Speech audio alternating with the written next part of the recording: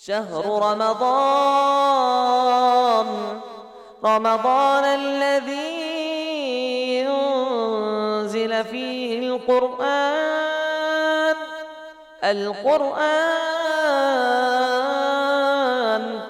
هدى للناس وبينات من الهدى والفرقان۔ قرآن حکیم کے چھٹے پارے کی تفسیر کا خلاصہ پیش کیا جا رہا ہے۔ پارے کی ابتدا میں یہ بتایا گیا کہ پیٹھ پیچھے کسی کی برائی بیان کرنا اللہ کو پسند نہیں ہے سوائے مظلوم کے۔ اگر کسی شخص نے کسی شخص پر ظلم کیا ہے تو ظالم کے خلاف مظلوم پیٹھ پیچھے اس کی شکایت کر سکتا ہے، لیکن من غیر ان یکذب علیہ، خلاف واقعہ بات نہ کہے، جتنا اس کے اوپر ظلم کیا گیا ہے صرف اتنا ہی بیان کرے، بڑھا چڑھا کر بیان نہ کرے۔ یہ بتائیے گا لا يحب اللہ الجہر بالسوء من القول الا من ظلم۔ اس کے بعد اللہ کی دو صفتیں آ رہی ہیں، وکان اللہ سمیعا علیما۔ اللہ اکبر۔ اللہ کی پہلی صفت آئی سمیع، یہ مظلوم کے لیے کہ اے میرے بندے جس کے اوپر ظلم کیا گیا ہے، تیری فریاد کوئی عدالت نہ سن رہی ہو مگر تیری بات میں برابر سن رہا ہوں، تیری آواز میں برابر سنتا ہوں، تو میری نگاہوں سے اوجھل نہیں ہے۔ اس کے بعد علیمن کہا گیا، اللہ کو معلوم ہے کہ تیرے اوپر کتنا ظلم کیا گیا ہے، لہذا اتنا ہی بیان کر جتنا تیرے اوپر ظلم کیا گیا ہے۔ یہ دونوں صفتیں لائی گئی۔ تو آدمی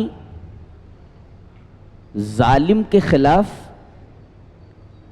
غیبت کر سکتا ہے، ظالم کی غیبت کر سکتا ہے، لیکن ان تبدو خیرا او تخفوہ تعفو عن سوء فإن اللہ کان عفوا قدیرا، لیکن اگر معاف کر دے تو یہ افضل ہے۔ جی جی۔ اور اللہ کی دو صفتیں آ رہی ہیں، عفوا قدیرا، اللہ قادر ہونے کے باوجود تم کو معاف کر دیتا ہے۔ تم کتنے گناہ کرتے ہو، کتنے گناہ کرتے ہو تم، اللہ چاہے قادر ہے کہ تمہیں تمہارے گناہوں کی سزا آن دا اسپاٹ دے، لیکن تمہیں گناہ کرتے وقت سزا نہیں دیتا، ڈھیل دیتا ہے، اس لیے کہ وہ عفو ہے۔ عفو قدرت رکھنے کے باوجود تمہارے گناہوں کے اوپر پردہ ڈال دیتا ہے، تمہیں معاف کر دیتا ہے۔ تو ایسے ہی تم بھی معاف کر دیا کرو، کیا فرق پڑتا ہے۔ اللہ کی ایک صفت ستیر ہے، بعض لوگ اللہ کی صفت ستار بتاتے، وہ صحیح نہیں ہے، وہ اللہ کی صفت ستار نہیں ہے، ستیر ہے، ستیر، لہذا عبد الستار نہیں عبد الستیر نام رکھا جائے۔ جی، ستار اللہ کی صفت نہیں ہے۔ یہ صفت کیوں ہے اللہ کی؟ اللہ اکبر۔ یہ صفت اگر سمجھ میں آ جائے تو اللہ سے بہت پیار ہو جائے، اللہ سے بہت محبت ہو جائے۔ کیسے؟ اللہ فرما رہا ہے تم نے ایسی ایسی خطائیں کی ہیں کہ اگر تمہاری خطائیں تمہارے بیٹے کو معلوم ہو جائیں تو بیٹا تم سے نفرت کرنے لگے، اور اے ماں تو نے ایسی ایسی غلطیاں کی ہیں کہ اگر تیرے بیٹے کو معلوم ہو جائے تو بیٹا تجھ سے نفرت کرنے لگے۔ تو اللہ سب کے گناہوں کے اوپر پردہ ڈال دیتا ہے، چھپا دیتا ہے، ستیر۔ اور رب تعالیٰ کی صفت ستیر کی وجہ سے یہ آئلی نظام، یہ خاندانی نظام قائم ہے، ورنہ خطا سب کرتے ہیں۔ اگر باپ کی خطا بیٹے کو معلوم ہو جائے تو بیٹا باپ کی عزت نہ کرے، ماں کی خطائیں اگر بچے کو معلوم ہو جائے تو بیٹا ماں کی قدر نہ کرے، ماں کا احترام نہ کرے۔ اللہ تبارک و تعالیٰ کا کتنا بڑا کرم ہے، یہ فضل و کرم ہے کہ تم گناہ کرتے ہو مگر تمہارے گناہوں کے اوپر پردہ ڈال دیتا ہے، کھولتا نہیں ہو جی، نہیں تو پورا آئلی نظام بگڑ کر کے رہ جائے جی۔ اللہ تو معاف کر دو تو بہت اچھا ہے۔ اس کے بعد یہ فرمایا جا رہا ہے کفرم بالرسل کفرم باللہ، اگر کسی رسول کا کوئی انکار کرتا ہے تو یہ اللہ کا انکار ہے جی۔ دو طریقے کے لوگ ہوتے ہیں، آیت کریمہ میں دو قسم کے لوگوں کا تذکرہ ہے۔ کچھ لوگ یہ کہتے ہیں کہ ہم اللہ کو مانتے ہیں مگر رسول کو نہیں مانتے۔ دیکھیں ان یفرقوا بین اللہ ورسلہ، اللہ اور اس کے رسول کے درمیان تفریق کرتے ہیں کہ ہم اللہ کو مانتے ہیں مگر رسول کو نہیں مانتے، ایک۔ اور بعض لوگ کہتے ہیں ہم اللہ کو بھی مانتے ہیں رسولوں کو بھی مانتے ہیں لیکن بعض رسولوں کو مانتے بعض رسولوں کو نہیں مانتے۔ وَيَقُولُونَ نُؤْمِنُ بِبَعْضٍ وَنَكْفُرُ بِبَعْضٍ، بعض کو مانتے بعض کو نہیں مانتے۔ اللہ نے فرمایا یہ دونوں قسم کے لوگ اولئک ھم الکافرون حقا، یہ دونوں کے دونوں پکے کافر ہیں، اس لیے کہ یہ لوگ یریدون ان یتخذوا بین ذلک سبیلا، ان دونوں چیزوں کے درمیان ایک راستہ نکالنا چاہتے ہیں، جبکہ کفر اور ایمان کے درمیان کوئی منزلہ ہے ہی نہیں، کفر ہے اور یا تو پھر ایمان ہے، ایمان اور کفر کے درمیان کوئی منزلہ نہیں ہے۔ آدمی کفر سے نکلتا ہے ایمان سے نکلتا ہے تو کفر میں، کفر سے نکلتا ہے تو ایمان، ایمان اور کفر کے درمیان کوئی منزلہ نہیں ہے۔ اور یہ لوگ کیا چاہتے ہیں یریدون ان یتخذوا بین ذلک سبیلا، بیچ بیچ کا ایک راستہ نکالنا، یہ راستہ نہیں نکلتا اس لیے کہ ایمان اور کفر کے درمیان کوئی منزلہ ہے ہی نہیں۔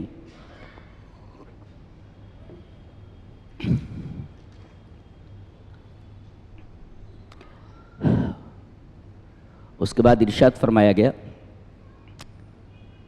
کہ جہاں تک عیسیٰ علیہ السلام کا معاملہ ہے،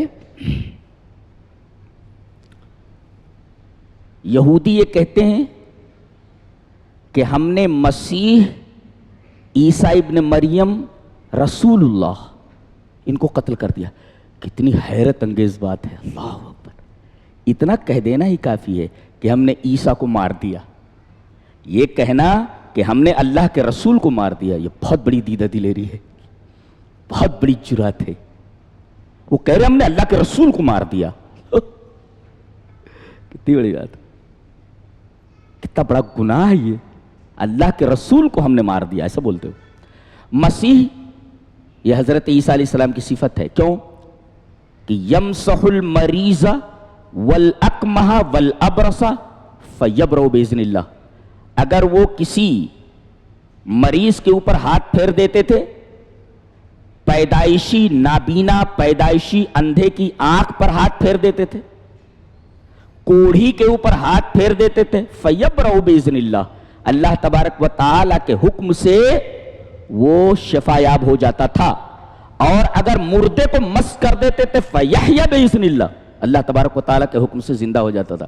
میڈیکل سائنس قیامت تک اس منزل پر نہیں پہنچ سکتی کہ مردے کو زندہ کر سکے، بڑھاپے کا علاج نہیں اس کے پاس، آج تک کینسر کا علاج نہیں ہو سکا، پیسے لگ رہے ہیں۔ یہاں ایک نبی ہے مردے کو زندہ کر دیتا تھا، اور ایسی بیماریاں جن کا آج تک میڈیکل سائنس میں کوئی علاج دریافت نہیں ہو سکا، یہ نبی ان تمام بیماریوں کا علاج کر دیتا تھا، وہ بھی باذن اللہ، اللہ تبارک و تعالیٰ کے حکم سے۔ تو مسیح کو مسیح کیوں کہتے ہیں؟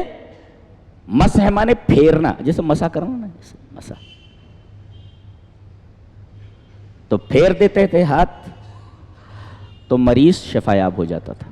اور بتایا گیا عیسیٰ ابن مریم، چونکہ باپ نہیں ہے ان کا نا، تو ماں کی طرف منسوب ہیں، یہ مریم کے بیٹے ہیں اور اللہ کے رسول ہیں۔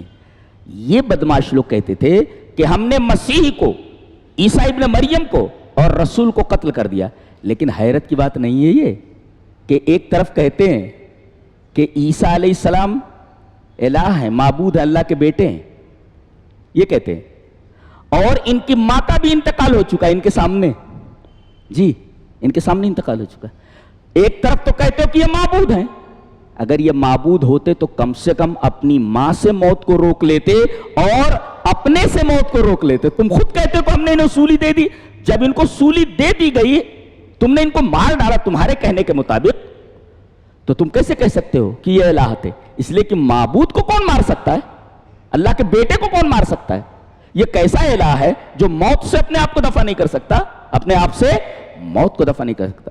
ان کی ماں کا انتقال ہوا، اپنی ماں سے موت کو دور نہیں کر سکے، تو یہ کیسا معبود ہے جو اپنے آپ سے موت کو دفع نہیں کر پا رہا ہے اور اپنی ماں سے موت کو دفع نہیں کر پا رہا ہے؟ یہ کیسا معبود ہے یہ؟ وَقَوْلِهِمْ إِنَّا قَتَلْنَا الْمَسِيحَ عِيسَى ابْنَ مَرْيَمَ رَسُولَ اللَّهِ وَمَا قَتَلُوهُ وَمَا صَلَبُوهُ وَلَكِنْ شُبِّهَ لَهُمْ۔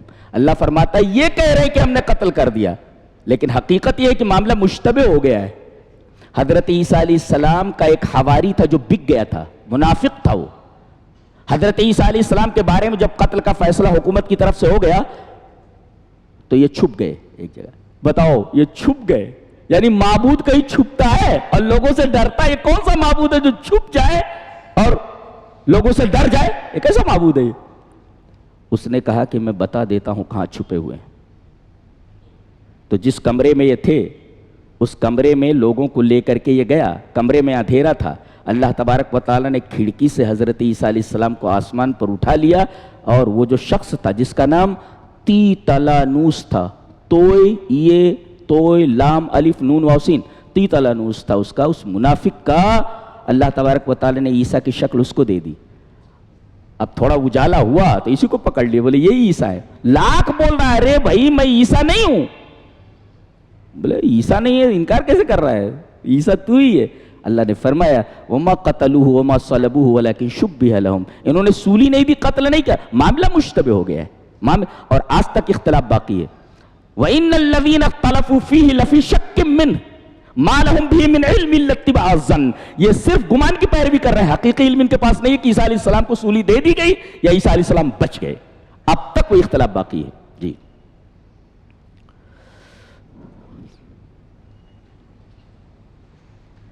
ایک عجیب بات دیکھیں گے آپ، وَأَخْذِهِمُ الرِّبَا وَقَدْ نُهُوا عَنْهُ، ان کو سود کھانے سے منع کیا گیا تھا، آج پورے سودی نظام کے باس بنے بیٹھے ہیں یہ یہودی، پورے سودی نظام کے یہ ہیڈ ہیں یہ، اور پوری دنیا میں یہی لوگ سودی نظام کو سپورٹ کرنے والے، سودی نظام کو قائم رکھنے والے ہیں۔ قرآن نے بالکل صحیح کہا کہ سود سے منع کیا گیا تھا مگر یہ سود سے باز نہیں آئے، یہ اب تک سود کھا رہے ہیں اور قیامت تک یہ کھاتے ہی رہیں گے۔ جی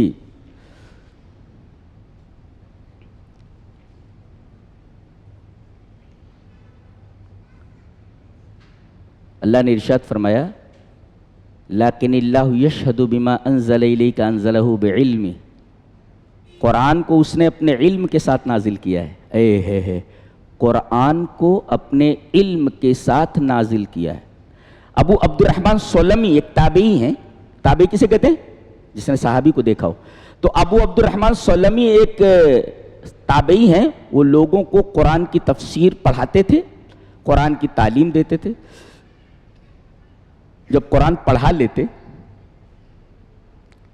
جب قرآن ختم ہو جاتا تب اس سے کہتے تھے قد اخذت علم اللہ فلیس احد اليوم افضل منک الا بعمل، اللہ اکبر، کہتے تم نے قرآن پڑھ لیا، تم نے اللہ کا علم حاصل کر لیا، بعلم ہی تم نے، یہی ہے اسی آیت کی تفسیر کی ہے انہوں نے، کہ تم نے اللہ کا علم حاصل کر لیا ہے تو آج روئے زمین پر تم سے افضل کوئی نہیں ہے بس سوائے عمل کے، بس عمل کرتے رہو۔ اس کا مطلب لوگ حافظ قرآن ہو جائیں یا حافظ قرآن ہونا کافی نہیں ہے بلکہ اس کے اوپر عمل کرنا بھی ضروری ہے۔ تو تم نے اللہ کا علم لے لیا، اللہ کا علم تم نے لے لیا، اس کی وجہ سے دنیا میں تم سے افضل، تم سے اچھا کوئی نہیں ہے، اب تمہیں عمل کرنا چاہیے۔ عمل اگر نہیں کرو گے تو تم سے بیکار کوئی نہیں ہے، تم سے بدتر کوئی نہیں ہے۔ جی جی، یہ بڑی اچھی بات کہی گئی۔ اس کے بعد یہ فرمایا جا رہا ہے یا اہل الکتاب لا تغلوا فی دینکم، اے اہل کتاب تم اپنے دین کے بارے میں غلو مت کرو۔ غلو کس کو کہتے ہیں؟ ہائی اسکول پاس کو کہہ دیا جائے کہ یہ ایم اے ہے، یہ غلو ہے نا، بڑھا دینا۔ عربی میں غلو کہتے ہیں اجتیاز الشیء عن حدہ الذی اذی لہ، جو حد مقرر کی گئی ہے اس حد سے کوئی چیز کراس ہو جائے. جیسے وہ ندیوں کے پلوں کے پاس ایک نقطہ ہوتا ہے، نشان ہوتا ہے، ایک پوائنٹ، کہ پانی اگر اس سے اوپر آ گیا تو یہ ڈینجر کی حد میں آ گیا ہے. جی پوائنٹ ہوتا ہے یہ. تو اگر پانی اس کے نیچے رہتا ہے تو حد میں ہے، اور اگر اس پوائنٹ سے اوپر آ گیا دیٹ از کالڈ غلو. جی اجتیاز الشیء عن حدہ الذی اذی لہ، جس حد سے جو اس کے لیے مقرر کی گئی ہے اس حد سے اگر وہ اوپر ہو جائے تو یہ غلو ہے. جیسے نبی کو اللہ کہہ دینا. جی ہمارے ہاں بھی ہمارے مسلمانوں کا ایک گروہ ہے، وہی جو مستوی عرش تھا خدا ہو کر اتر پڑا ہے مدینے میں مصطفیٰ ہو کر. یعنی عرش پر جو خدا تھا مدینے میں وہی محمد ہے صلی اللہ علیہ وسلم. دیکھو نبی کو انہوں نے معبود بنا دیا، اس کو کہتے ہیں غلو. یہاں اہل کتاب کو کہا گیا، اس میں نصارہ اور یہود دونوں ہیں. یہودیوں نے کہا کہ عزیر علیہ السلام اللہ کے بیٹے ہیں، اور نصارہ نے کہا کہ عیسیٰ علیہ السلام اللہ کے بیٹے ہیں. پیغمبر کو اللہ کا بیٹا کہنا، اللہ اکبر، یہ غلو ہے. اس لیے کہ جو حد مقرر کی گئی ہے اس حد سے آدمی اوپر ہو جائے، اس کو کہتے ہیں غلو.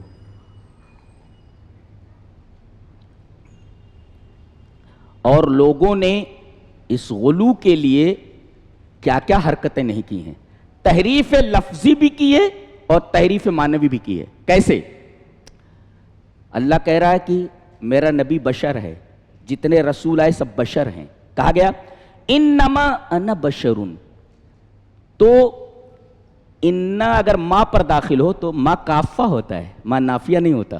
انہوں نے کیا کیا کہ ماں کو نافیہ کر دیا کہ بے شک میں بشر نہیں ہوں. یہ تحریف لفظی ہے. اور کہا گیا کہ میں بشر ہوں، یہ بات کافروں سے کہی گئی ہے، مسلمانوں سے نہیں کہی گئی ہے. یہ تحریف معنوی ہے. یعنی نبی یہ کہہ رہے کہ میں بشر ہوں، کس سے؟ کافروں سے. مومنوں سے بشر نہیں کہا کہ میں بشر ہوں. یہ تحریف معنوی ہے. تو گویا ہمارے مسلمانوں میں بھی ایک گروہ ایسا ہے جو تحریف لفظی اور تحریف معنوی دونوں کا مرتکب ہے. اور اسی غلو کی بنا پر نبی کو نور ثابت کرنے کے لیے کہ نبی بشر نہیں ہے، نور ہیں، تو پہلے تو تعویل کی انہوں نے کہ انما انا بشر میں ماں نافیہ ہے. جی جبکہ انما کا مفاد یہ ہے کہ میں بشر ہی ہوں. اب ماں کو نافیہ مان لیا جائے، تحریف لفظی ہے. اور یہ کہنا کہ نبی نے یہ کہا کہ میں بشر ہوں، کافروں سے کہا ہے، مسلمانوں سے نہیں کہا ہے، یہ تحریف معنوی ہے. گویا کہ جس طریقے سے یہود اور نصارہ غلو کرتے تھے، اور غلو ایک طریقے کی تحریف ہے، ہمارے درمیان بھی ایک فرقہ ایسا موجود ہے جو غلو کا مرتکب ہے. چیز کو اس کی جگہ سے آگے بڑھا دینا. تو یا اہل الکتاب لا تغلو فی دینکم. جی اور یہ غلو کرنا یہ حق کے خلاف ہوتا ہے. ولا تقولوا علی اللہ الا الحق. اللہ کے بارے میں حق ہی بولو بھائی، حق ہی بولو. اگر غلو کر دو گے تو حق کہاں رہ گیا ہو؟ اللہ نے جس چیز کو جہاں رکھا ہے اس کو وہیں رکھو. اگر اس کو ہٹا دیا گیا تو یہ ظلم ہے. جیسے ٹوپی کو پیر میں پہن لیا جائے یہ غلو ہے، اور اسی طریقے سے جوتے کو سر کے اوپر رکھ لیا جائے غلو ہے. اس لیے کہ مقام سے ہٹ گیا نا. کوئی چیز جس چیز کے لیے بنائی گئی ہے اس مقام سے اس کو ہٹا دیا جائے، دیٹ از کالڈ غلو، دیٹ از کالڈ ظلم.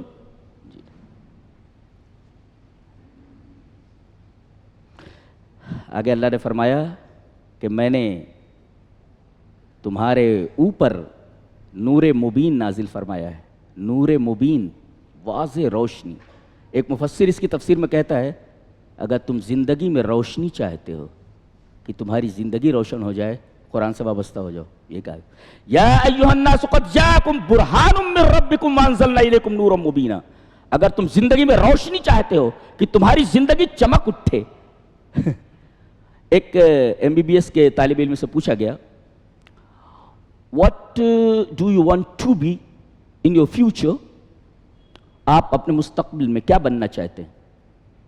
تو کہتا ہے I want to make my future bright, bright, bright, light. یہ دیکھیں نا، برائٹ. میں اپنے مستقبل کو برائٹ بنانا چاہتا ہوں, چمکیلا, چمکیلا, روشن. برائٹ مینس روشن. یہ دیکھو قرآن حکیم کہتا ہے اپنی زندگی کو تم روشن بنانا چاہتے ہو تو اس کا صرف ایک ہی طریقہ ہے کہ نور کے ساتھ مل جاؤ. جی, قرآن نور ہے تو نور کے ساتھ تم وابستہ ہو جاؤ گے تب نہ تمہارے اندر روشنی آئے گی. نور جہاں رہے گا وہاں روشنی دے گا. لہذا قرآن جب نور ہے, نور سے وابستہ ہو جاؤ, تم روشنی میں نہا جاؤ گے. جی ہے کسی شاعر نے بڑا اچھا کہا ہے, آؤ تم بھی پاس آؤ روشنی میں نہلا دیں. آؤ تم بھی پاس آؤ روشنی میں نہلا دیں. ہم نے چھو لیا جس کو آئینہ بنا ڈالا. تو قرآن کی میں ایسا ہی ہے, اس کے قریب جو آتا ہے آئینہ بن جاتا ہے. جی, یا ایھا الناس قد جاءکم برہان من ربکم وانزلنا الیکم نورا مبینا.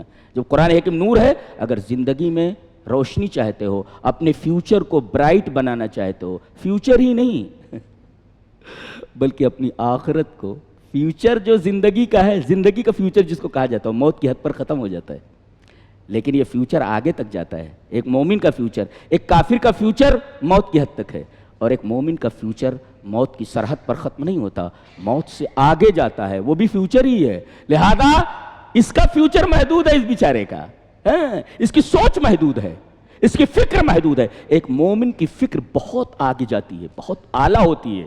وہ اپنے فیوچر کو موت کی حد تک, موت کی سرحد پر ختم نہیں مانتا, بلکہ اپنے فیوچر کو وہ موت سے آگے تک, جنت تک مانتا ہے. وہ تو you want to make your future bright, تو آپ وابستہ ہو جاؤ قرآن حکیم سے, connect with the holy Quran.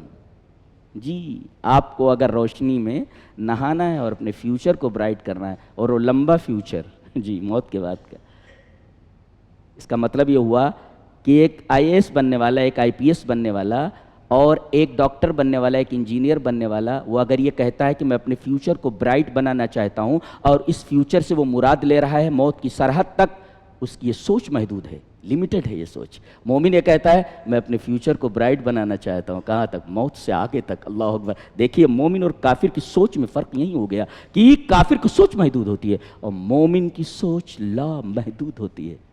فہمتم؟ Understand? جی, یہ بتایا گیا ہے. اس کے بعد یہ کہا جا رہا ہے یا ایھا الذین آمنوا اوفوا بالعقود. سورہ مائدہ شروع ہو رہی ہے. اللہ اکبر. عقد کہتے ہیں دو شخصوں کے درمیان کوئی کانٹریکٹ, یا یوں کہہ لو کہ عقد مینس کانٹریکٹ, اور یہ دو آدمیوں کے درمیان ہوتا ہے کہ فیوچر میں, مستقبل میں ہم جو عہد کیے ہوئے ہیں چھوڑنے اور اس پر رہنے پر پابندی کریں گے, کہ ہمیں یہ چھوڑ دینا ہے یا ہمیں اس پر رہنا ہے. یہ کانٹریکٹ اگر ہو جائے تو اس کانٹریکٹ کو عقد کہتے ہیں. عقد, اس کی جمع عقود ہے.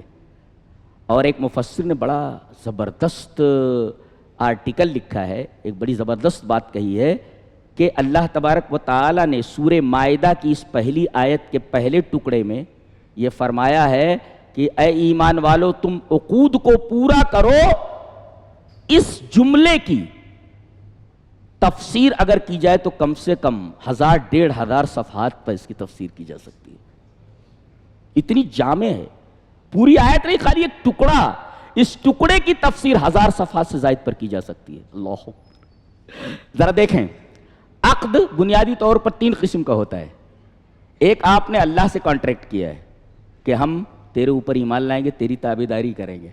یہ عہد نہیں ٹوٹنا چاہیے. جی, عہد الست میں ہم کہہ چکے ہیں, اللہ نے فرمایا تھا کیا میں تمہارا رب نہیں ہوں, ہم کہہ چکے ہیں کہ ہم تجھے اپنا رب مان چکے, ہم تجھے اپنا الہ مان چکے. ایک کانٹریکٹ ہو چکا ہے, لہذا اس کانٹریکٹ کو پورا کرو. اب یا ایھا الذین, یہ ایمان کا تقاضا ہے, یا ایھا الذین آمنوا اوفوا بالعقود. تو ایک کانٹریکٹ ہوتا ہے اللہ اور اس کے بندے کے درمیان جو ہم کر چکے ہیں, اور ایک ہوتا ہے انسان اور اس کی ذات کے درمیان. کیسے؟ میں نے کہا میرے رب مجھے ایک بیماری لگ گئی ہے, میں پریشان ہوں, اگر میری یہ بیماری ٹھیک ہو جائے تو میں تیری راہ میں 3 روزے رکھوں گا, 10 روزے رکھوں گا, یا ایک اونٹ ذبح کروں گا, نذر مان لے. تو گویا کہ آپ نے اللہ تبارک و تعالیٰ سے کانٹریکٹ کر لیا نا, یعنی اپنی ذات کے اوپر اس کو لازم کر لیا. تو یہ کانٹریکٹ انسان اور اس کی ذات کے درمیان ہے. جی, یہ دوسرا کانٹریکٹ ہے. اور تیسرا انسان اور انسان کے درمیان آپ کسی سے معاہدہ کرتے ہیں, آپ اس معاہدے کی پابندی کیجئے. بس گھوم پھر کر کے کانٹریکٹ یہی 3 قسمیں ہیں, اور ان کی تفسیر اگر کی جائے تو 1000 صفحات کیا 5000 صفحات 10,000 صفحات لکھے جا سکتے ہیں. یا ایھا الذین آمنوا اوفوا بالعقود, اگر عہد کرتے ہو, کسی سے وعدہ کرتے ہو, کسی سے کوئی عہد کرتے ہو, عقد کرتے ہو, کانٹریکٹ کرتے ہو, کانٹریکٹ کو پورا کرو. اس کے بعد اس کانٹریکٹ کی ایک اہم شق بیان کی جا رہی ہے کہ احلت لکم بہیمۃ الانعام الا ما یتلی علیکم. اللہ تبارک و تعالیٰ نے بہیمۃ الانعام کو تمہارے لیے حلال کر دیا. غور سے, بہیمہ کہتے ہیں جانور کو. بعض لوگوں نے کہا ہے بہیمہ جانور کو اس لیے کہا جاتا ہے کہ ان کے پاس عقل اور ادراک نہیں ہے. یہ صحیح نہیں ہے, اس لیے کہ ضروریات زندگی کے لیے کی حد تک, ضروریات زندگی کی حد تک جانوروں تک کو عقل اور ادراک ہے, ان کے پاس بھی عقل ہے. جی, ایک جانور کسی کے کھیت میں چلا گیا اور وہاں چرنے لگا ہو, ڈنڈا لے کر کے جب کھیت کا مالک دوڑتا ہے تو وہ بھاگتا ہے. کیوں؟ اس لیے کہ اس کے پاس عقل اور ادراک ہے کہ یہ مارے گا ڈنڈے سے مجھے چوٹ لگے گی, تو عقل اور ادراک تو ہے. لہذا بہیمہ کا یہ مطلب نہیں کہ اس کے پاس عقل اور ادراک نہیں ہے. بہیمہ کا مطلب ہوتا ہے مبہم, یعنی وہ جو بولتا ہے اس کی بات مبہم ہوتی ہے, سمجھ میں نہیں آتی کہ کیا بول رہا ہے, اس وجہ سے اس کو بہیمہ کہا جاتا ہے. جانور کو بہیمہ اس وجہ سے کہا جاتا ہے کہ اس کی بولی سمجھ میں نہیں آتی, اس کی بولی جو ہوتی ہے وہ ڈیویس ہوتی ہے, وہ سمجھ میں نہیں آتی کہ وہ کیا بول رہا ہے. اسی وجہ سے چونکہ اس کی بولی مبہم ہوتی ہے, سمجھ میں نہیں آتی, اس وجہ سے اس کو بہیمہ کہا جاتا ہے. اور بہیمہ کے ساتھ الانعام کیوں لایا گیا ہے؟ وہ جانور جو پالتو ہیں, جو 8 ہیں, 8 قسمیں ہیں, اور انہی 8 قسموں کی قربانی ہوتی ہے. جی, اس کو ہم 8ویں پارے کے اندر انشاءاللہ واضح کریں گے.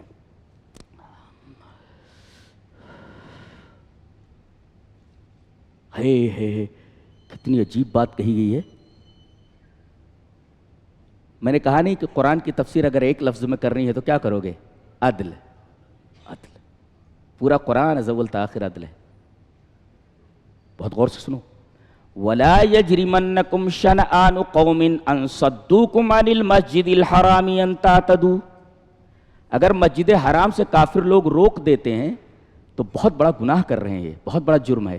لیکن اتنے بڑے مجرموں کے ساتھ بھی آپ ظلم نہیں کر سکتے, آپ ان کے ساتھ بھی آپ کو عدل ہی کرنا ہے. اللہ اکبر. ہاں, مسجد کوئی گرا دے بہت بڑا جرم ہے یہ, لیکن جہاں تک انصاف کی بات آئے تو انصاف کا دامن اتنے بڑے مجرم کے خلاف نہیں جانا چاہیے. اللہ, مسجد حرام سے روک دے رہے, اور ان کے بارے میں اللہ کہہ رہا ہے کہ ان کے ساتھ بھی آپ خلاف عدل حرکت نہیں کر سکتے. عدل کا یہ مقام ہے, انصاف کا یہ مقام ہے. اللہ, دوسری مسجد گرا دی جائے وہ ظلم تو ہے ہی ہے, مسجد حرام سے روک دینا یہ بہت بڑا جرم ہے. اور ان مجرمین کے خلاف بھی آپ خلاف عدل کوئی حرکت نہیں کر سکتے. آپ ان کے ساتھ بھی انصاف ہی کرنا ہے. یہ انصاف کا مقام ہے شریعت میں. اللہ, فرمایا گیا تعاونوا علی البر والتقوی ولا تعاونوا علی الاثم والعدوان. بر اور تقوی کے اوپر ایک دوسرے کی مدد کرو. بر کسے کہتے ہیں, تقوی کسے کہتے ہیں؟ جی, البر اعم من التقوی. بر یہ عام ہے تقوی سے. بر کے اندر کتنی چیزیں آتی؟ فعل الواجبات والمندوبات وترک المحرمات. بر کے اندر آ گیا کہ اللہ نے جو جو چیزیں آپ کے اوپر فرض کی ہیں, واجب کی ہیں, وہ آپ کریں, اور جو چیزیں واجب نہیں کی ہیں, نفل وغیرہ ہے. مندوب, مندوب کا مطلب ہوتا ہے مقتضى الشرع فعلہ من غیر الزام, آپ کے اوپر ضروری نہ قرار دیا گیا ہو. جیسے یہ تراویح ہے, یہ ضروری نہیں ہے یہ, لہذا یہ مندوب ہے. تو شریعت نے جس چیز کا تقاضا کیا ہو لیکن لازم نہ کیا ہو, تراویح لازم نہیں ہے لیکن یصاب فاعلہ ولا یعاقب تارکہ.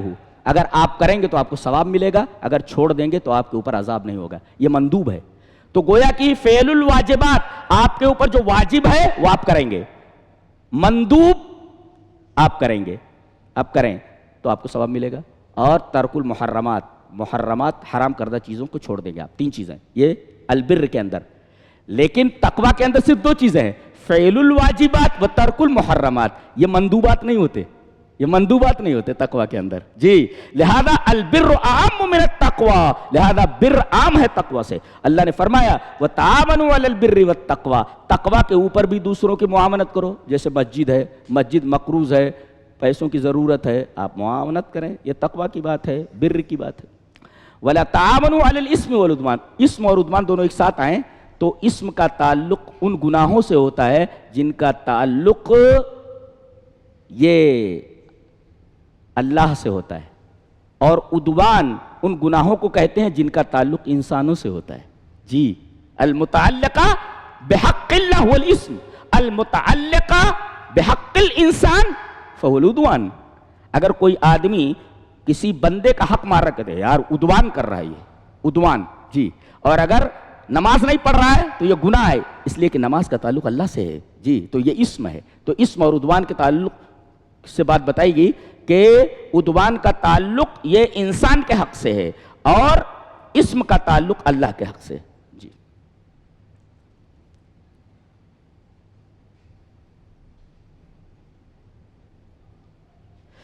ایک بڑی پیاری بات کہی جا رہی ہے, الیوم اکملت لکم دینکم واتممت علیکم نعمتی. اللہ تبارک تعالیٰ فرما رہے ہیں میں دین کو کامل کر دیا ہے اور اپنی نعمت کو مکمل کر دیا. ایک ہوتا ہے اکمال اور ایک ہوتا ہے اتمام, دونوں باتیں کہی گئی. الیوم اکملت, اکملت میں اکمال, واتممت اتمام. تو دین کے لیے اکمال لایا گیا اور نعمت کے لیے اتمام لایا گیا. اکمال کسے کہتے ہیں؟ لا یمکن ان یزاد علیہ, اکمال کہتے ہیں اس کے اندر بڑھایا نہ جا سکے. دیکھو اس گلاس کو پورا پانی سے بھر دیا جائے, اگر ایک قطرہ بھی ڈالیں اور باہر نکل جائے تو سمجھو گلاس مکمل ہے جی. اب ظاہر ہے کہ اس کے اندر دو چیزیں آپ ڈالیں گے, کوئی بھی چیز آپ ڈالیں گے باہر نکل جائے گی, اس کو کہتے ہیں اکمال. اکمال جو ہے زیادتی کو قبول نہیں کرتا. تو دین ایسا ہے مکمل کہ آپ کوئی چیز اس میں بڑھائے نہیں, اگر آپ بڑھائیں گے تو وہ بدعت ہے. اور بدعت کہاں رہتی ہے, کیسے سمجھائیں گے آپ؟ اس گلاس میں پانی بھرا ہوا ہے, مکمل ہے گلاس, اب ایک قطرہ ڈالیے, گلاس مکمل ہے, ایک قطرہ باہر نکل جائے گا. گویا جو آدمی دین سے باہر کوئی چیز دین کے نام پر ایجاد کرتا ہے, وہ جیسے وہ قطرہ پانی اس گلاس میں نہیں آتا, گلاس کے باہر ہے, تیسے ہی وہ جو آپ نے دین کے نام پہ کوئی بات ایجاد کی ہے وہ دین کے باہر ہے, وہ دیٹ از کالڈ بدعہ جی. لا یمکن ان یزاد علیہ هو الاکمال. اکمال کہتے ہیں کہ اس کے اندر زیادتی نہ کی جا سکے. ایک قطرہ ڈالیں گے باہر نکل جائے گا, اور ایک قطرہ اگر رہ گیا اس کے اندر تو کامل کہاں ہے, وہ مکمل نہیں ہے نا, وہ مکمل کے اندر زیادتی نہیں ہوتی ہے. تو دین مکمل ہے, اسی لیے اللہ نے کہا الیوم اکملت لکم دینکم, تمہارے دین کو جو تم پر ہم نے نازل کیا وہ مکمل ہے, لہذا لا یمکن الزیادۃ فی, اس کے اندر زیادتی نہیں ہو سکتی. اچھا, اور اللہ نے نعمت کو اپنی طرف منسوخ کیا, دین کو تمہاری طرف اور نعمت کو اپنی طرف. آپ تک واتممت علیکم نعمتی, اس لیے کہ نعمت کس کو کہتے ہیں؟ آتاہ اللہ النعمت التی یحتاجها الانسان لیس فیہا نقص ولکن یمکن الزیادۃ فی. کہتے ہیں کہ اللہ تعالیٰ نے جس کو جو نعمت دی ہے, جس کا انسان ضرورت مند ہے, اس کے اندر نقص نہیں ہے. جو نعمت دے دی ہے اس کے اندر کمی نہیں ہے, لیکن اب یہ ایک گلاس دے دیا اللہ نے, مکمل ہے یہ جو نعمت دے دی ہے آپ کو, پانی سے بھرا ہوا گلاس, یہ نعمت ہے اور مکمل ہے یہ جی. لیکن آپ کو چائے کی بھی ضرورت ہے, اللہ یہ بھی دے دے مجھے جی, یہ چائے بھی دے دے. تو یہ جو چائے ہے آپ, یہ اللہ کی نعمت ہے, تو اللہ کی نعمت پر زیادتی ہو سکتی ہے. میرے رب تو نے جو دیا مکمل ہے, وہ یہ بھرا ہوا گلاس ہے, یہ نعمت مکمل ہے, لیس فیہا نقص, اس کے اندر کمی نہیں, لیکن میرے رب مجھے یہ بھی چاہیے, میرے رب مجھے یہ بھی چاہیے, میرے رب مجھے یہ بھی چاہیے. حضرت ایوب علیہ السلام کے بارے میں جب گفتگو آئے گی انشاءاللہ 23ویں پارے میں, اللہ تعالیٰ نے جب ان کو اچھا کر دیا, کتنی بڑی نعمت عطا کی ہے, کتنی تکلیف میں تھے وہ, روتے تھے, اور یہ بھی نہیں کہتے تھے اللہ مجھے میری بیماری ٹھیک کر دے, ایسا نہیں بولتے تھے, کہتے تھے مجھے بیماری لگ گئی ہے, بولتے تھے چھو دیا. بحث کریں گے وہاں پہ اس دعا کے اوپر, رونا آتا ہے اس دعا کو دیکھ کر کے کہ انبیاء اللہ تبارک و تعالیٰ سے کس قدر قریب ہوتے تھے, کتنی محبت کرتے تھے اللہ سے. تکلیف میں ڈال دیا ہے تو صرف دعا کر رہے ہیں وہ, اور دعا بہت ہی عجیب چیز ہے. جہاں پیسہ نہیں کام کرتا, جہاں دنیا کے لوگ اپنی طاقت نہیں لگا کر اس کام کو کر سکتے ہیں, وہاں دعا کام کرتی ہے جی دعا مانگنے کا سلیقہ تو ہونا چاہیے. میں نے دیکھا ہے دعا کیسے قبول ہوتی ہے. جی مانگنے کا سلیقہ ہونا چاہیے. جی تو نعمت جو دی اللہ نے, جس کی ضرورت, میرے رب مجھے ایک گلاس پانی کی ضرورت ہے, تیری نعمت ہے وہ, لے. اب یہ پانی دے دیا, گلاس بھر کر کے ہے, اور ایک ہی گلاس مجھے چاہیے میرے رب, جی پانی پورا, پیٹ بھر گیا, لے ٹھیک ہے. جو دیا لیس فیہ نقص, جو نعمت عطا کی گئی وہ پوری کی پوری ہے, اس کے اندر نقص نہیں ہے, مگر نعمت کے اندر زیادتی ہو. میرے رب مجھے چائے بھی چاہیے, میرے رب مجھے یہ بھی چاہیے. تو حضرت ایوب علیہ السلام جب اچھے ہو گئے تو اللہ تبارک و تعالیٰ نے ان کے اوپر سونے کی ٹڈیوں کی بارش کی. یہ جو ٹڈیاں آتی جو کھیت کو کھا جاتی ہیں, اللہ تبارک و تعالیٰ چاہے سونے کی ٹڈیاں بنا سکتا ہے. اللہ اللہ, سونے کی ٹڈی, ایک ٹڈی گر جائے سونے کی, خالص سونے کی, کتنی قیمتی ہوتی ہے. تو وہ جلدی جلدی ٹڈیوں کو ادھر گر رہی ہے, ادھر گر رہی ہے, دوڑ دوڑ کر کے اس کو اٹھا کر کے دامن میں بھر رہے ہیں. تو اللہ تبارک و تعالیٰ نے آواز دی کہ کیا تیرا پیٹ نہیں بھر رہا ہے, اتنا سب جمع کر رہا ہے. کہا میرے رب تو نعمتیں میرے اوپر نازل کر رہا ہے, تیری نعمتوں سے کس کا پیٹ بھرتا ہے. سبحان اللہ, ایک پیغمبر کا جواب کتنا پیارا ہے. اللہ تو اللہ کی نعمتیں سمیٹ لو, مانگو اس سے. ایک نعمت مل گئی ہے, اس کے اندر کمی نہیں ہے, میرے رب دوسری نعمت بھی چاہیے, مجھے اور چاہیے, مجھے اور چاہیے. تو اللہ تبارک و تعالیٰ نے نعمت کی اضافت اپنی طرف کی ہے. الیوم اکملت لکم دینکم, تمہارے دین کو تمہارے لیے مکمل, واتممت علیکم نعمتی, میری نعمت میں نے مکمل کر دی. تو نعمت کی اضافت اپنی طرف کی اللہ نے, اور دین کی اضافت تمہاری طرف. یہ گر جائے گی چائے, نیچے رکھ دو.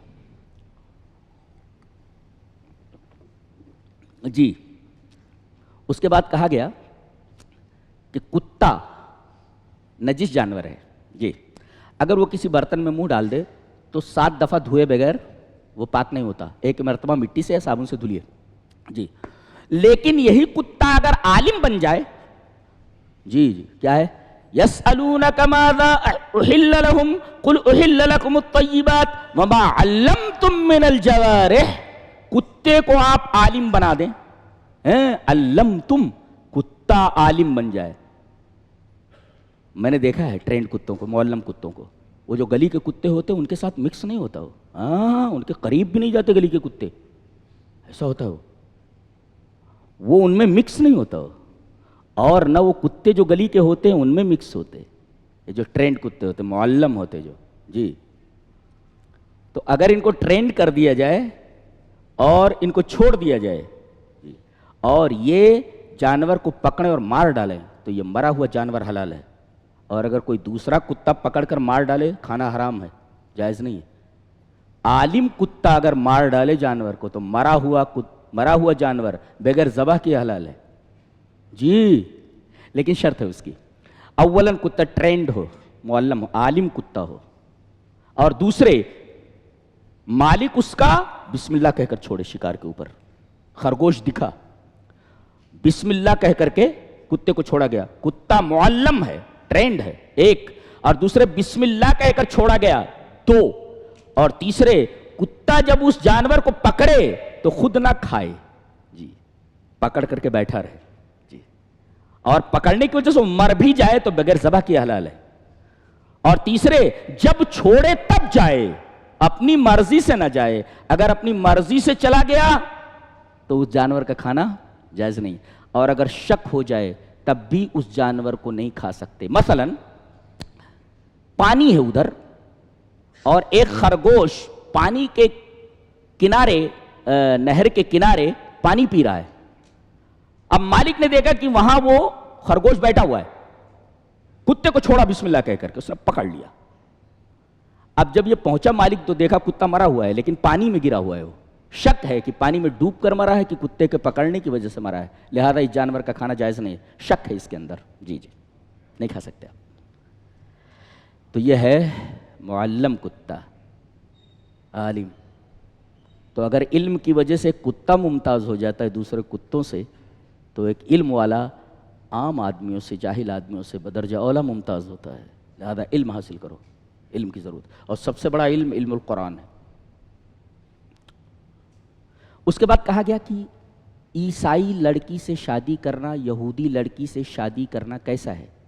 جی صاحب فتح القدیر نے اپنی تفسیر کی کتاب فتح القدیر کے اندر لکھا ہے کہ یجوز تزویج الکتابیاتی والاولی ان لا یفعل، کہ عیسائی لڑکی سے مسلمان لڑکا شادی کر سکتا ہے، یہودی لڑکی سے کر سکتا ہے، لیکن بہتر یہ ہے والاولی، بہتر یہ ہے، اولا یہ ہے اللہ یفعل، کہ شادی نہ کرے، کیونکہ مسلمان لڑکیوں کی کمی ہے کیا ان کو لا رہا ہے تو. اچھا، اور دوسری بات 3 شرطیں ہیں، پاک دامن ہوں، کہاں ہے پاک دامن ان کے اندر، اور واقعی اہل کتاب ہوں، کہاں کتاب ہے ان کے اندر اب، اور تیسرے ایمان کا خطرہ نہ ہو. یہ 3 شرطیں. دیکھیے یہاں پر کیا کہا گیا، محسنین، پاک دامن ہوں، ولا متخذی اخدان، بوائے فرینڈ بنانے والی نہ ہوں، ہر لڑکی بوائے فرینڈ بنائے ہوئے. ومن یکفر بالایمان فقد حبط عملہ، جو ایمان کے ساتھ کفر کرے اس کا عمل ضائع ہو گیا. جی، تو ایک تو محسن ہونا چاہیے اور واقعی اہل کتاب ہوں، من الذین اوتوا الکتاب، واقعی اہل کتاب ہوں. جی، تو کتاب کو کون فالو کر رہا ہے، بائبل کو کون فالو کرتا ہے. اور دوسرے محسن، یہ عورت محسنین میں سے پاک دامن ہو، کہاں پاک دامن. اور تیسرے ایمان کا خطرہ نہ ہو. اگر یہ 3 چیزیں موجود ہوں تو کر سکتے ہو. بعض لوگوں نے کہا ہے، تو صاحب فتح القدیر نے بالکل کہا کہ شادی تو کر سکتے ہو لیکن بہتر یہ ہے کہ نہ کرو. ایک صاحب نے سوال کیا تھا، ذہن میں بٹھاؤ، کہ یار ہماری لڑکی تو تم لے جا رہے لیکن اپنی لڑکی ہم کو نہیں دے رہے ہو، کیوں؟ یعنی ایک مسلمان ایک عیسائی اور یہودی لڑکی کو اپنی دلہن بنا سکتا ہے، شادی کر سکتا ہے اس سے. یعنی یہودی اور عیسائی کی لڑکی کو آدمی اپنے عقد میں لا سکتا ہے. انہوں نے کہا کہ ہماری لڑکی تو لے جا رہے ہو، اپنی لڑکی کیوں نہیں دے رہے ہو؟ مسلم لڑکی کیوں نہیں ایک عیسائی اور یہودی کے ساتھ شادی کر سکتی ہے؟ تو ایک بڑا لطیفہ ہے وہ پیارا سا، بولے ایسا ہے کہ ہم لوگ 2 نبیوں کو مانتے ہیں، عیسیٰ علیہ السلام کو بھی مانتے ہیں اور محمد صلی اللہ علیہ وسلم کی مانتے ہیں. اس وجہ سے ہم تمہاری لڑکی لا سکتے ہیں، لیکن تم محمد کو کہاں مانتے ہو صلی اللہ علیہ وسلم، تم تو صرف عیسیٰ کو مانتے ہو. لہذا یہ لین دین ایک طرف کا ہوگا. ہم 2 کو مانتے ہیں تو معاملہ ایک ہی طرف رہے گا، یا دونوں طرف نہیں ہو سکتا. تم لوگ ہمارے نبی کو مانتے ہی نہیں، ہم تمہارے نبی کو مانتے ہیں، لہذا تمہاری لڑکی لا سکتے ہیں. تم ہمارے نبی کو نہیں مانتے، لہذا ہم اپنی لڑکی تمہیں نہیں دے سکتے. لطیفہ ہے، کہیں جواب دینا ہو تو دے سکتے ہو ایسا. اللہ فرما رہا ہے وَلَكِنْ يُرِيدُ لِيُطَهِّرَكُمْ، اللہ چاہتا ہے کہ تمہیں پاک کرے. پاک کرنے کا کیا مطلب ہے؟ ایک ہے جسم کا پاک کرنا اور ایک ہے دل کا پاک کرنا. اللہ چاہتا ہے کہ تمہیں پاک کر دے. تو تم پاک کس طرح ہوگے؟ پانی سے بدن پاک ہوتا ہے اور توحید سے دل پاک ہوتا ہے. لہذا اللہ یہ کہتا ہے کہ پانی سے نہا لو، پاک ہو جاؤ گے، تمہارا بدن پاک ہو جائے گا، لیکن اس سے پہلے ضروری ہے کہ تم اپنا دل پاک کرو، اور یہ دل توحید سے پاک ہوگا. شرک کی گندگی پہلے نکالو وہاں سے. فَمَن يَكْفُرْ بِالطَّاغُوتِ وَيُؤْمِن بِاللَّهِ، پہلے طاغوت کا انکار کرو، اس کے بعد اللہ پر ایمان لاؤ.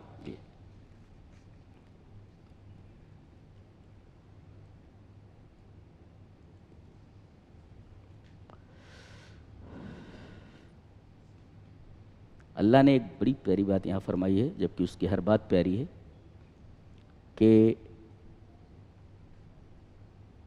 اگر تم نماز کو قائم کرو تو اللہ تمہارے ساتھ ہے. وَقَالَ اللَّهُ إِنِّي مَعَكُمْ لَئِنْ أَقَمْتُمُ الصَّلَاةَ، اگر تم نماز قائم کرو تو اللہ تمہارے ساتھ ہے. ایک مفسر لکھتا ہے وَقَالَ اللَّهُ إِنِّي مَعَكُمْ، اللہ یہ فرما رہا ہے کہ بے شک میں تمہارے ساتھ ہوں. لَئِنْ أَقَمْتُمُ الصَّلَاةَ وَآتَيْتُمُ الزَّكَاةَ آگے، لیکن پہلے نماز کا تذکرہ ہے. ایک مفسر لکھتا ہے تو نماز سیدھی کر لو، اللہ تمہاری زندگی سیدھی کر دے گا. بہت پیارا تفسیر ہے اس کا. اقامہ میں نے سیدھا کر دینا، تم نماز کو سیدھا کر لو، اللہ تمہاری زندگی سیدھی کر دے گا. جی جی جی، ہماری نمازیں سیدھی نہیں ہیں، ٹیڑھی میڑھی ہیں ایسے نمازیں. پوری نمازوں کو سیدھا کرو.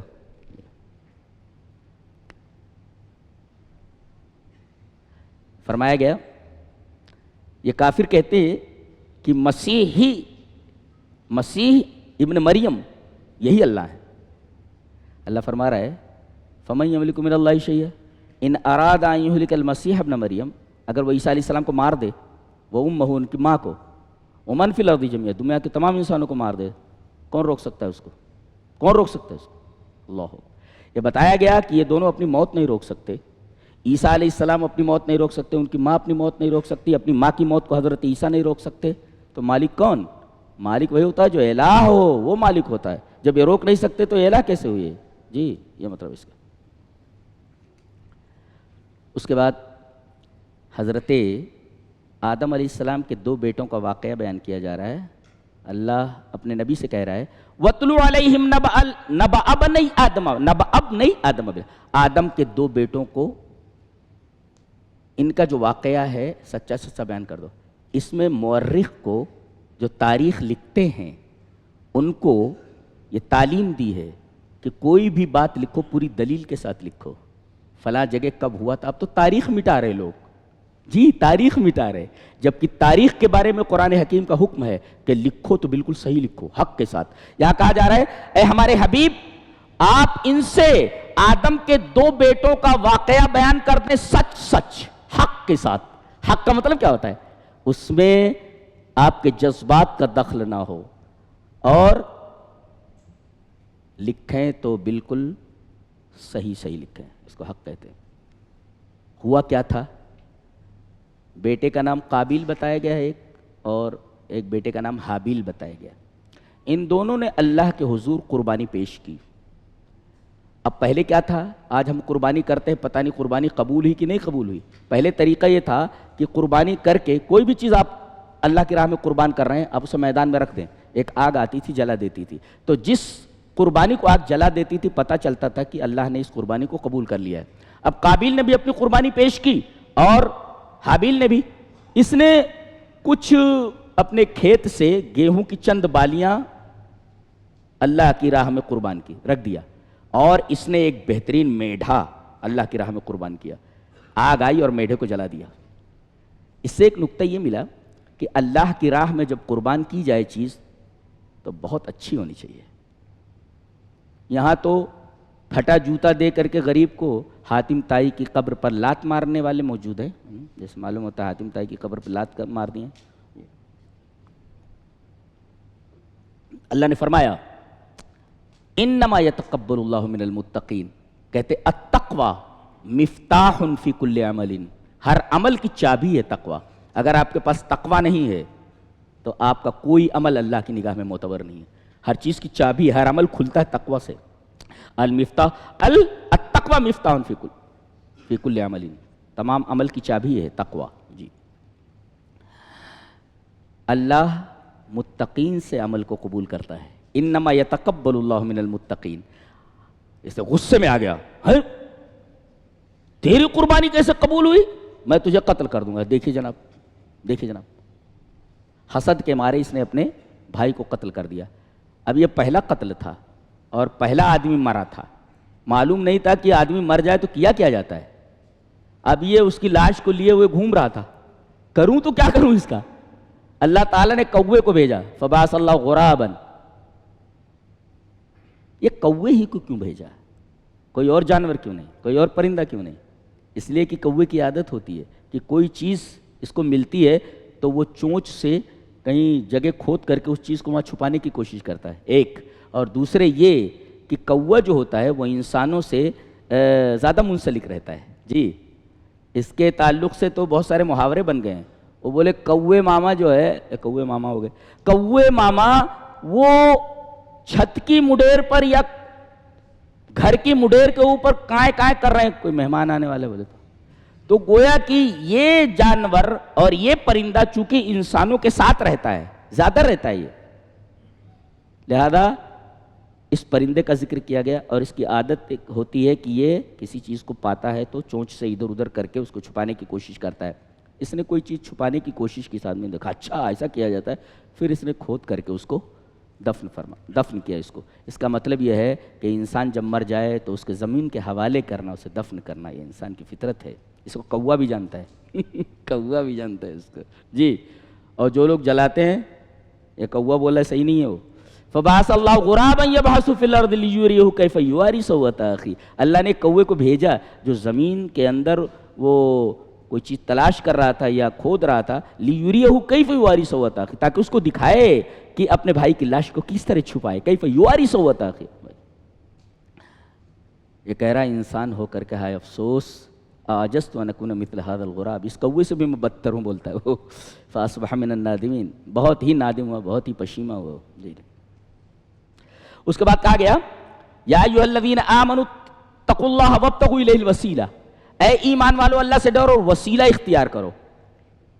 इसमें गड़बड़ी कहाँ हुई है? उर्दू में जो वसीला होता है उसको अरबी का वसीला मान लिया गया। अरबी में वसीले का माना वो नहीं होता जो उर्दू में होता है।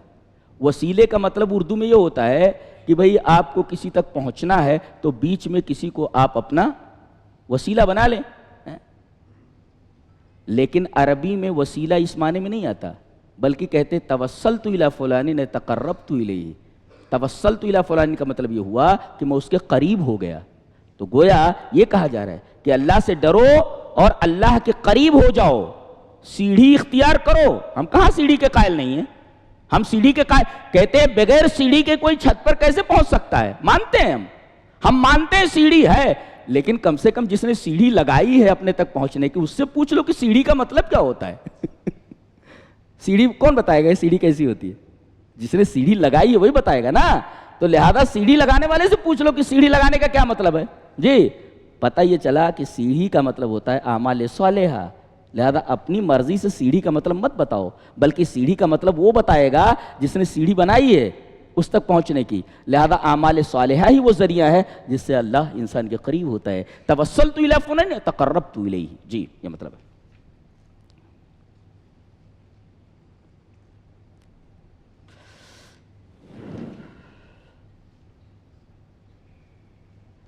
एक बड़ी अजीब बात कही जा रही है।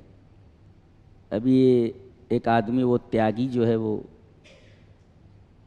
मुर्तद हो चुका है वो, तो अल्लाह फरमा रहा है या अय्युहल्लज़ीना आमनू मन यर्तद्द मिनकुम अन दीनिही, ऐ ईमान वालो जो अपने दीन से फिर जाए। मुस्लिम था, उसने अपना दीन बदल दिया, काफिर हो गया। एक नुक्ता ये बताया जा रहा है कि अगर एक आदमी इस्लाम से पलटता है तो अल्लाह का ये कानून है कि पूरी कौम को खड़ा कर देता है, पूरी कौम ले आता है मुसलमान बना करके। लिहाजा अगर कोई आदमी इस्लाम से फिर जाए तो आपको गमगीन होने की जरूरत नहीं, बल्कि खुश हो जाइए कि एक आदमी गया है, अल्लाह तबारक ताला पूरी कौम एक मुसलमान बना करके उसके मुकाबले में लाकर खड़ा कर देता है, वहां खड़ा कर देता है उसकी जगह पर। एक आदमी मुर्तद हुआ, उसकी जगह पर अल्लाह पूरी कौम ला करके खड़ा कर देता है। जी, अल्लाह ने फरमाया या अय्युहल्लज़ीना आमनू मन यर्तद्द मिनकुम अन दीनी फसौफ यातिल्लाहु बिकौम। एक आदमी फिर आए, पूरी कौम ले आया अल्लाह तबारक ताला। अच्छा, उसके बाद कह रहा कि अल्लाह उनसे मोहब्बत करता है। एक नुक्ता ये मिला, जो दीन को फॉलो करता है अल्लाह उनसे मोहब्बत करता है, और जो दीन से फिर जाए अल्लाह उससे नफरत करता है, उससे मोहब्बत नहीं करता। गोया कि दीन के अंदर जो लोग हैं, दीन को फॉलो कर रहे हैं, अल्लाह उनसे मोहब्बत कर रहा है। और मोहब्बत का तरीका क्या है? इत्तिबाए रसूल। पता ये चला कि इर्तिदाद का फितना अगर फैल जाए, लोग मुर्तद होने लगें, तो सिर्फ मुत्तबे सुन्नत ही इर्तिदाद का मुकाबला कर सकता है। जो सुन्नत की इत्तिबा कर रहा हो, सुन्नत को फॉलो कर रहा हो, वही इर्तिदाद के फितने से निमट सकता है। जी, फसौफ यातिल्लाहु बिकौम युहिब्बुहुम व युहिब्बूनहु। अल्लाह उनसे मोहब्बत करता है, वो अल्लाह से मोहब्बत करते हैं। और एक सिफत और उनकी, ये मोमिनों के साथ बड़े खाकसार होते हैं। अगर कोई इख्तलाफ हो जाए तो इख्तलाफ जल्दी से ख़त्म कर लेते हैं, लेकिन इज़्ज़तिन अल काफ़िरीन, लेकिन गैरों के ऊपर बहुत सख्त रहते हैं। जी, और उनकी एक सिफत और भी है, ये हक बात बयान करते रहते हैं। वला यख़ाफ़ून लौमत लाइम, किसी मलामत करने वाले की मलामत की परवाह नहीं करते। लिहाजा हक बात कह दो, चाहे किसी को बुरा लगता हो या अच्छा लगता हो। जी, उसके बाद नबी की इस्मत के बारे में बात कही जा रही है, बहुत ही अहम बात है। नबी जानबूझ करके कोई गुनाह कर सकता है? जानबूझकर गुनाह करने को खतिया कहते हैं, और अल खतिया मुहालुन अला रसूल। जानबूझ करके गुनाह करना यह रसूलों के लिए मुहाल है। जानबूझ करके रसूल गुनाह नहीं करता। जी, एक उसको कहते हैं खतिया, जानबूझकर, यानी इर्तिकाबुल मासिया बेक़स्दिन, यानी इरादे के साथ जानबूझ करके गुनाह का इर्तिकाब करना, यह खतिया हादिही मुहालुन अला रसूल। खतिया यानी जानबूझ करके गुनाह करना, यह रसूल के लिए मुहाल है। अच्छा, और वह इर्तिकाबुल मासिया بغیر قصد، بلا ارادے کے، جان بوجھ کر کے نہیں، بلا ارادہ نبی سے کوئی گناہ ہو سکتا ہے، خطا ہو سکتی ہے؟